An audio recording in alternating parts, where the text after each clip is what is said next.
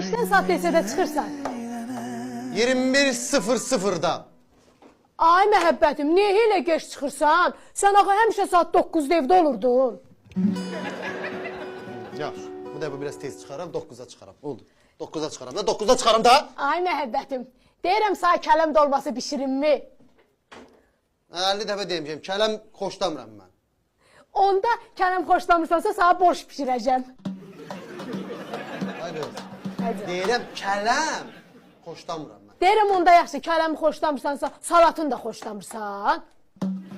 Kələm. Kələm xoşlamıram. Mən kələm xoşlamıram. Yaxşı ay məhəbbətim, onda kartoşka qızardaram sənə. Ay sağ ol. Kartoşka qızardarsan. Böğrünə dönən yaxşı kələm turşusu qoyarsan, yeyər yaxşı. Ay məhəbbətim, bəs sən deyirsən kələm xoşlamıram. Hadi mən elə kələm yox da, yəni mən turşusunu xoşlayıram. Kartoşka qızartmasından kələm turşusu gedir. Onda kartoşka qızartmasının yanına kələm dolması da qoyaram. Ay qız. Ha, kələm xoşlamıram da deyirəm də mən sənə də. Kələm dolmasını get babanın ehsanında payla. Xoş getdin. Xoş getdin, oldu, Ay oldu. məhəbbətim, onda o ehsandan sağda gətirim. Ha, lazım deyil ehsanlar. Getdin də, xoş getdin.